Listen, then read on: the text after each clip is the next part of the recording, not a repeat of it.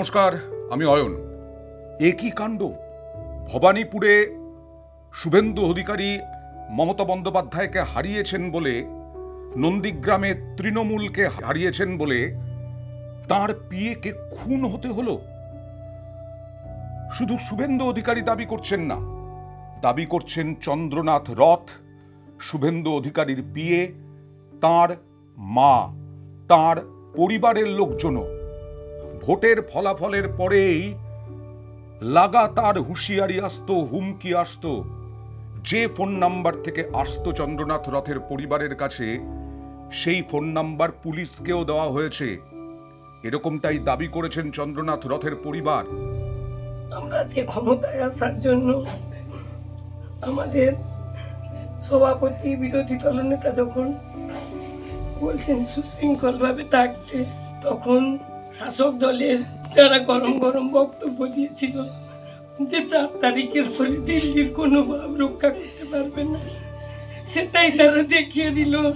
নতুন সরকার যে গঠন করবে তার কাছে ওটা নেব যে আমার ছেলের এই মৃত্যুর জন্য শাস্তিটুকু হয়। তাকে যেভাবে কষ্ট দিয়ে আততায়ীরা মারলো, তৃণমূলেরই সাজানো গল্প। কোন রকম সেইভাবে রাজনৈতিক কর্মকাণ্ডের সঙ্গে জড়িত নন। 8 বছর ধরে সম্পর্ক শুভেন্দু অধিকারীর সঙ্গে চন্দ্রনাথ রথের। এর জন্য প্রাণ দিতে হলো। মানে তৃণমূল খুন করিয়েছে শুভেন্দু অধিকারীর যদি কথা মতো হয়। এতটা নক্কারজনক ঘটনা। রাজনৈতিক দলাদলি, রাজনৈতিক লড়াই সর্বত্র। কিন্তু শ্রমিক ভট্টাচার্য যেটা বললেন, এই যে দুষ্কৃতীদের স্বর্গরাজ্য ছিল, দুষ্কৃতীরা কি মনে করছে এখনো সেই স্বর্গরাজ্য আছে পশ্চিমবঙ্গে? আর তাই এই রকম নক্কারজনক নারকীয় ঘটনা ঘটানোর সাহস হলো আততায়ীদের। চন্দ্রনাথ রথ মাঝে মধ্যে মধ্যমগ্রামের তার ফ্ল্যাটে আসতেন। সব জানত এই দুষ্কৃতীরা, আততায়ীরা, খুনিরা। চণ্ডীপুর থেকে গতকালই সম্বর্ধনা নিয়ে গতকাল রাতেই ফিরছিলেন।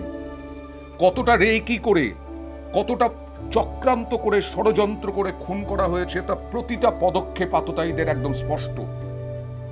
বাইক, গাড়ি সমস্ত নিয়ে বিকেল 3:57 থেকে অপেক্ষা করছিল আততায়ীরা। এই আততায়ীরা সমস্ত জানত যে চন্দ্রনাথ রথ কোন গাড়িতে আসেন, চন্দ্রনাথ রথ কখন আসবেন। সমস্ত কিছু এই আততায়ীদের কাছে জানা ছিল। না থাকলে এরকম ভাবে খুন করতে পারে না। চন্দ্রনাথ রথ, তার ড্রাইভার, এই দুজনকে গুলি করলো, ঝাঁঝরা করে দিল আততায়ীরা। দুদিক থেকে আক্রমণ করেছে। প্রথমে চন্দ্রনাথ রথ যে আসছেন সেটা আততায়ীদের কাছে পরিষ্কার হয়ে গেল। তারপরে গাড়ি ঢুকলো চন্দ্রনাথ রথের বাড়ির দিকে। আততায়ীদের গাড়ি প্রথমে, তার পেছনে চন্দ্রনাথ রথের গাড়ি। ওই গাড়ি দিয়ে আটকানো হলো চন্দ্রনাথ রথের গাড়ি কিছু বুঝে ওঠার আগেই। দুদিক থেকে গাড়ি থেকে নেমে হামলা চালালো, গুলির পর গুলি চালালো। 12 থেকে 16 রাউন্ড গুলি চালালো দুষ্কৃতীরা, আততায়ীরা। এবং তারপরে গাড়ি ফেলে রেখে বাইকে করে পালালো। এখনো পর্যন্ত 3 জনকে আটক করে জিজ্ঞাসাবাদ করা হচ্ছে, কারণ অলি গলি সমস্ত কিছু চেনা। তাহলে তো লোকাল দুষ্কৃতীরাই জড়িত। বারাসাত এমনিতেই যথেষ্ট পরিচিত ভয়ঙ্কর রকমের ঘটনার জন্য। আর শ্রমিক ভট্টাচার্য যেটা বলছেন, এই দুষ্কৃতীরা এখনো স্বর্গরাজ্য মনে করছে তাদের। আর তাই কি এই রকম একটা ভয়ঙ্কর ঘটনা ঘটানোর সাহস দেখাতে পারলো? কালকের ঘটনা প্রমাণ করে দিল পশ্চিমবঙ্গের এই মুহূর্তে আইন শৃঙ্খলার স্থিতি কোথায় দাঁড়িয়ে আছে। অপরাধীরা মনে করছে এটা স্বর্গরাজ্য। বারাসাত মধ্যমগ্রাম সীমান্তের থেকে খুব একটা বেশি দূরে নয়। বহু ধরনের সমাজ বিরোধী কার্যকলাপ এখানে দিনের পর দিন হয়েছে। এবং এখানে যেভাবে এই হত্যাকাণ্ড হলো, একটাই বার্তা দেওয়ার জন্য হলো, প্রধানমন্ত্রী 2 দিন পরে আসছেন তাকে বার্তা দেওয়ার জন্য, নাকি বিজেপির বুকের ওপর গুলি করা হলো?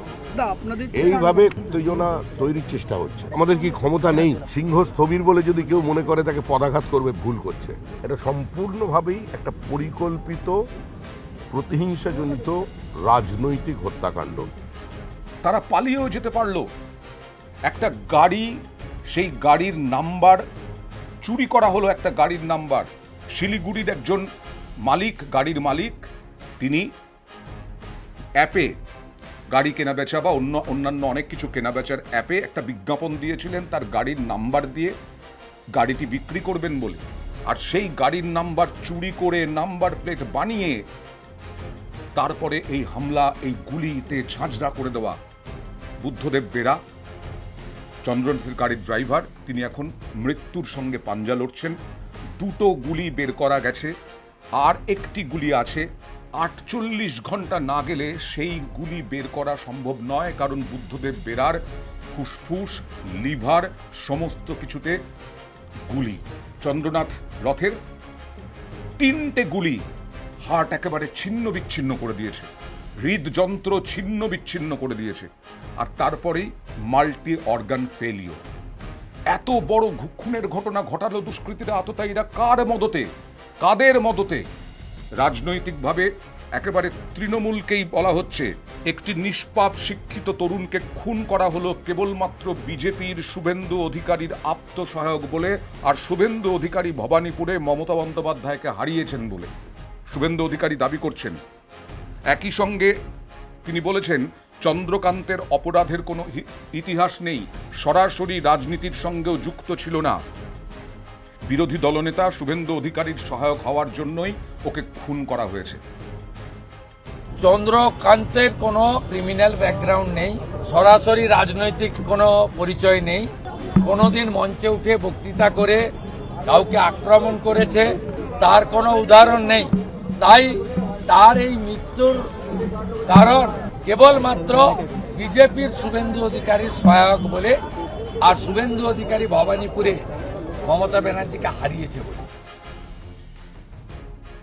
এবং তার বাবা মা তারাও বলছেন তৃণমূলের গরম গরম বক্তব্য এই মৃত্যুর জন্য দায়ী, এই খুনের জন্য দায়ী, উস্কানিমূলক।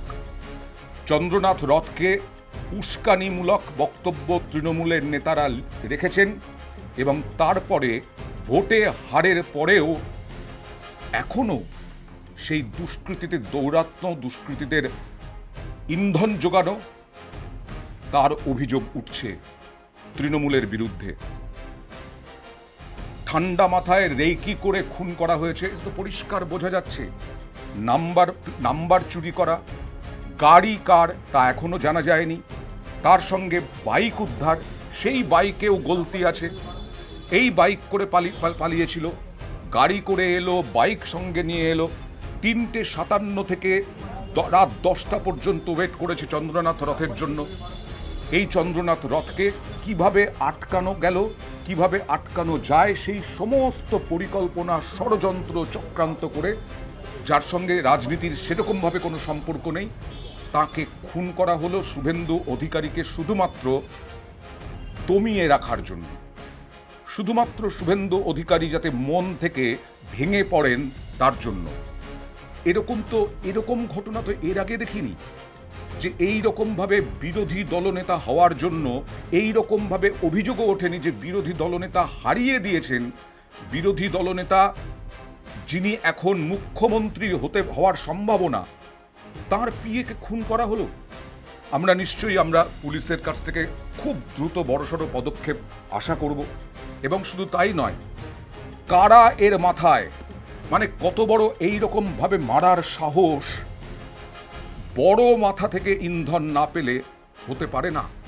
হঠাৎ করে চন্দ্রনাথ রথই কেন? চন্দ্রনাথ রথ কোনো অপরাধের সঙ্গে জড়িত নন, সেভাবে রাজনীতির সঙ্গে জড়িত নন, কিন্তু সেই চন্দ্রনাথ রথকে খুন হতে হলো।